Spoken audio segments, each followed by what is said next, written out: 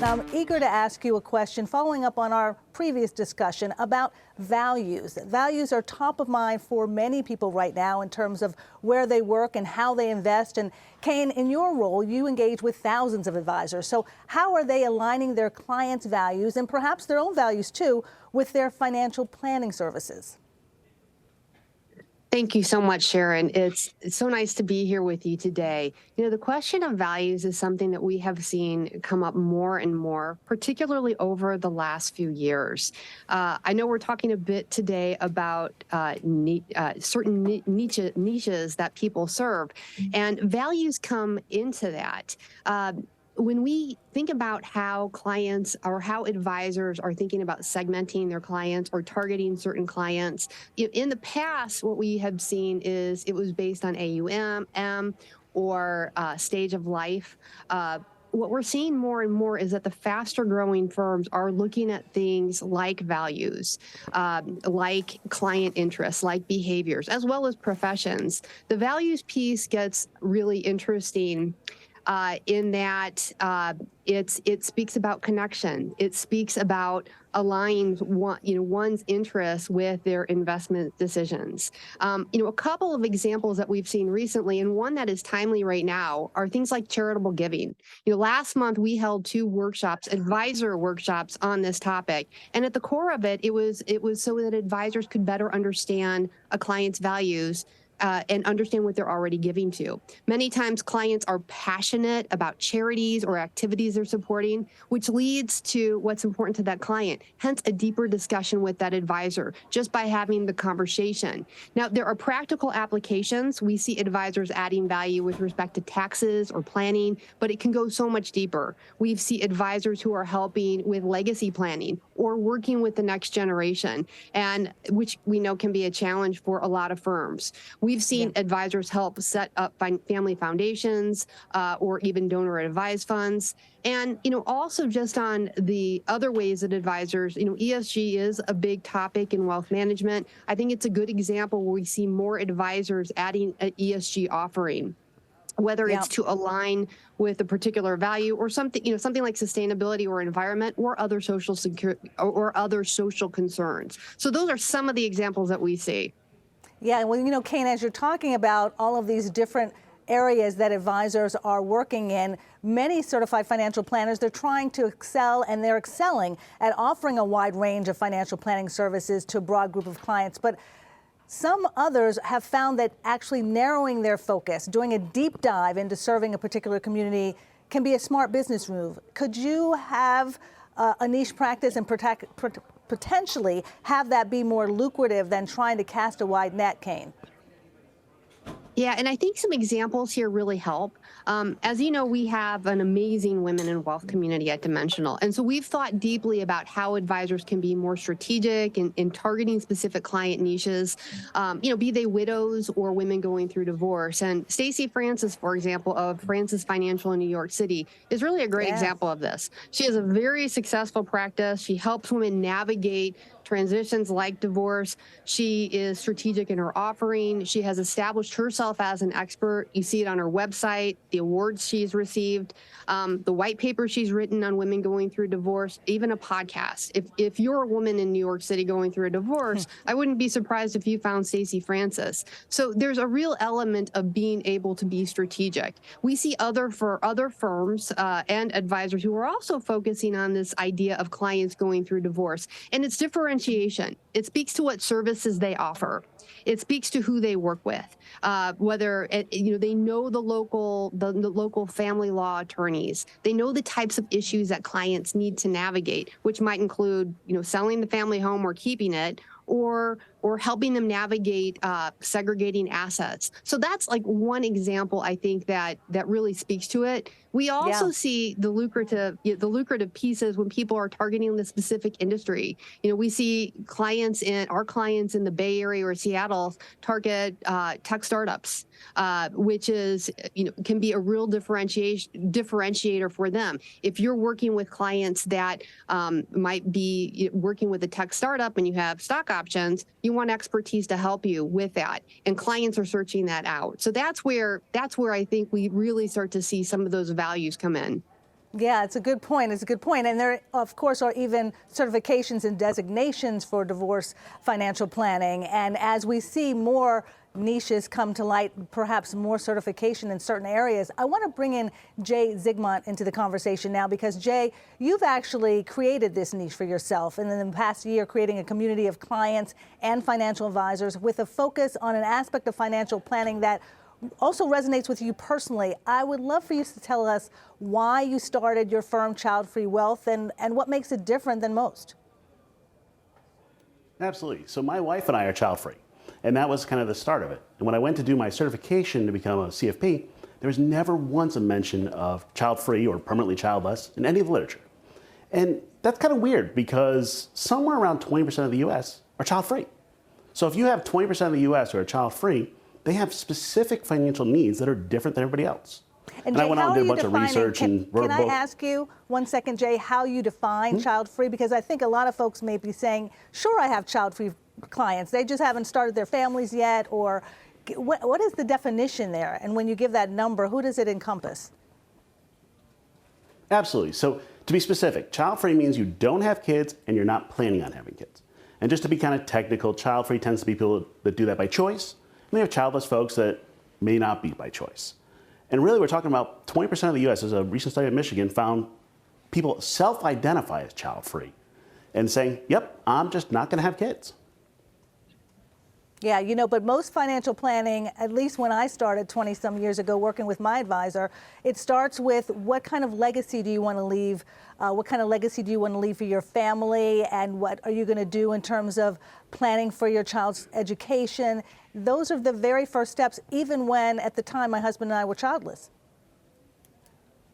Absolutely. I mean, the way I look at it is most, if not all, general rules of finance assume you're going to have kids. It might be empty nest, might be, not yet. But when you look at child-free and say, okay, I don't care how much money I have when I die. I have people literally that are embracing this die with zero approach. They want to die with nothing. That changes the entire financial plan before it. The way we say it is living a life of child-free wealth means you have the time, money, and freedom to do whatever you want. I got people that are doing 5 different goals in a year, moving countries, changing their life, changing careers. That's just a flexibility that most financial plans don't have in them. Yeah, so how do advisors bring this up? I mean, I actually spoke to an advisor a couple weeks ago and asked her about this idea, and she was like, wait a minute, I don't have any children. I never thought about, of course I plan differently, but I don't share that necessarily with my clients as a strategy of business. Why did you decide to build a business around that, and how has that worked for you over the last year or so?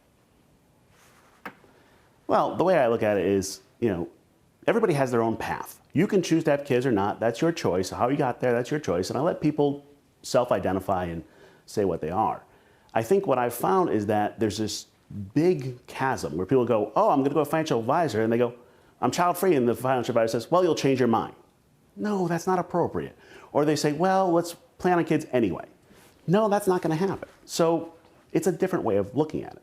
I'll tell you, it's been great. I mean, one of the hard parts if you're starting your own firm is actually sticking out. If you go to Google and you try to pay per click for financial advisor, it's somewhere between 10 and 30 bucks a click. Well, because I serve child-free, I get to do projects like this. And, I got put into press on, Wall Street Journal and MarketWatch. And clients have just been coming nonstop. I mean, I'm a small firm. I'm advice only, so I don't have AUM to measure. But I added 7 clients last month, so I can't complain. Do you ever feel like that you're missing out, though, on some clients, that if you added a broader spectrum to your business, that it would be beneficial for you? So when I first started, I was nervous about being, we call all in on the niche. And I had a separate website for parents, and I was like, well, maybe I should do this. But then what I found was I have enough child-free folks that it's going to keep me busy for the rest of my life. And the other thing is, they're searching me out because I have that specialty. That's the bonus of a niche, is you get to pick something that you're the expert in. When I talked to colleagues about it, I said, all right, if the press or somebody's going to refer somebody to you, what do you want them to send you? And if they say, well, I want to do financial planning for pre-retirees, well, that's everybody. So you have to find that balancing act. Yeah. One of the things you talked about estate planning a little bit and die with zero. Long-term care, is that something also there where the strategy in your practice is different than what most financial advisors may be doing? So In the child-free world, we get these questions all the time, so much that we have a bingo card to collect all these questions we get. And the classic is, well, who's going to take care of you when you're older? And I have like a love-hate thing going on with this question. Because the hate thing is that question implies that someone's expecting someone else to take care of them. And that's where it's an issue. The stats are here. Childless folks over 55, 2.5% get any financial support from their family. So we know we got to do something. But in the same stats coming out of the US Census, 1.5% of parents got any support in their long-term care from a financial standpoint. So the truth is, child-free folks, we just know we need to do it, where everybody else should be planning on it too. Yeah, these conversations that you have, Jay, with other advisors are really important too. I want to bring Kahne back in here because your advisor communities do kind of what Jay says he's doing, I believe, in terms of talking to one another about some of the issues that are important to them in their businesses. And as you're doing that, Kahne, with the advisor communities, what other types of underserved groups or untapped groups do you think are really become most relevant in the last couple of years? You know, with the Dimensional has been bringing clients together for almost 20 years. So we have globally over 100 different communities. So they're executive forums for business leaders. They're specialty communities like Women in Wealth and our sustainability councils. We also have regional and national study groups. And, you know, we've started to think about exploring different areas around different segments.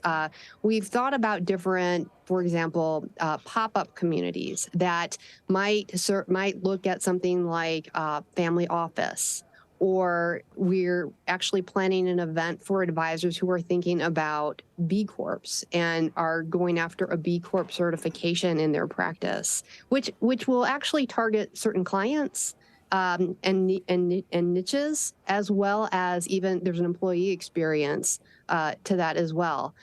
We've seen advisors who have targeted sports professionals and entertainment professionals, and thinking about how to better serve them. You know, as Jay was talking, I think, you know, some of the things that really stand out, and some of the things we talk about in communities, is how firms, how advisors can be more efficient, which helps them think about how they grow their business, how they're building a service offering that resonates with clients and potential prospects. It can be a great way to differentiate yourself from the competition when you have a certain niche that you are serving. And it can also help increase your return on investment with marketing dollars or firm dollars in a way that is, again, very efficient. So, you know, again, kind of going back to thinking about values, behaviors, professions, interests, all of that can go into those target clients. And we're seeing more advisors think about that and really emphasizing that power in connection. So the connection of connecting with the clients that they want to serve and that they feel that they can better serve. Yeah, you know, Kahne, I'm interested in how personal financial advisors can be in coming up with some strategies that may be groups that are untapped, like Jay has done, being very strategic, but also for a personal reason that no one was there to really advise him in the way that he and his wife wanted. And so I'm wondering, you know, have we turned the corner here where advisors can be more personal, saying, this is what I believe in, this is what I do, and this is why I am building this base of clients? Is that being too narrow if you're starting a business? Is that something to focus on if you've been in a business for a while and you want to kind of be more strategic? How do you just go about that? Yeah, you know, Sharon, it depends. I think there are some people, I have seen people leave their firms and then start their own business because they really want to focus on a segment. And maybe they didn't have that ability at the larger firm. We've seen that in Women in Wealth, for example, as far as, you know, female advisors who have gone off and started their own practice because they really believe, and it evokes personal experiences. They're professional women that want to give women a better investment experience. And so we've seen that, for example. I think, you know, I talked a little bit about ESG. I think there's also advisors who have felt that draw and that have been very passionate about ESG, and they have attracted clients that are interested in those subjects. So it goes hand in hand. It goes hand in hand with, I think, what advisors are passionate about and who they want to serve and who they also want to develop an expertise. Once you develop an expertise, I think it's easier to attract those clients and prospects because you have that expertise that's going to serve them well. Yeah, Jay, Aaron and a couple of people in the chat are talking about what you've done, saying, why didn't I think about that? Maybe I should have thought about that. I think more advisors that you're talking to are thinking about it. How do you bring something into your practice, kind of a strategy that you hadn't really thought about before? Maybe an advisor doesn't want to copy what you're doing fully, but they want to make sure they incorporate it. Is it possible to do things like that? There's kind of like a scale. So it starts with like, hey, let's not do some silly things with child-free folks, like question their life choices. Then it goes to, oh, well, how do we fix their financial plan and how do we work with them? And I'm actually out there talking to other financial planners saying, please come join the child-free community because it's huge. Like we could, argue about how we pronounce it niche or niche, but 20% of the US is probably too large to be a niche. I think as we look at it, as a financial planner, you have to pick what fits you. So one of my colleagues, Daniel Muir, works on the sandwich generation. She takes care of people that are taking care of their parents and their kids at the same time. It's a great area with specific financial needs. You have to pick the one that fits you. Yeah, absolutely. I'm seeing that more and more with people focusing on elder care. And at this stage of life, so many people, like you said, in the sandwich generation, looking at that. I wonder also, Kahne, that in the last 2.5 years, a lot of advisors may have changed their way they're approaching their clients because, frankly, the clients have changed the way they're approaching their lives. Priorities have changed. Yeah. They've been more fine-tuned in some cases. What are you seeing there? It's interesting, Sharon, because I think the pandemic had its own set of challenges that really affected everyone. And I oftentimes will think about the big lessons that came out of the last couple years. One of the biggest that we've seen is just the power of empathy, not as a buzzword, but as something that we have seen surfaced at the beginning, the middle, and what is hopefully the end. What we saw in communities is that people reviewed their priorities and values. The pandemic brought losses, quite literally, loss of family members and friends. I think we've all known somebody who has experienced such loss. Some of us have experienced such loss. It's also been the loss of time, where people weren't always able to connect with their loved ones, potentially lost opportunities. So while it feels like we are moving on, some of those lessons still resonate. So it's an opportunity for advisors to really employ empathy in deepening relationships, finding out how their clients really are, finding out what is most important to their clients right now. And again, incorporating it holistically into their planning. We've heard about clients who are choosing to retire early or others who want to work longer. Sometimes that's because of remote work. And advisors have helped these clients navigate those decisions and potentially transitions. We also saw this come up in different segments. For working professionals, the importance of flexibility in meeting the combined demands of having a career and running a family. For professional women, I don't have to tell you because I know you've seen a lot of these articles too, but these issues have been particularly weighty, and in that the pandemic, highlighted things like the division of work and childcare. So advisors, my take on this is that advisors are in such an incredible position to really understand that client's situation, whether it's work-life balance or their overall plan. And we've seen, again, advisors helping those clients navigate the challenges, both small and large.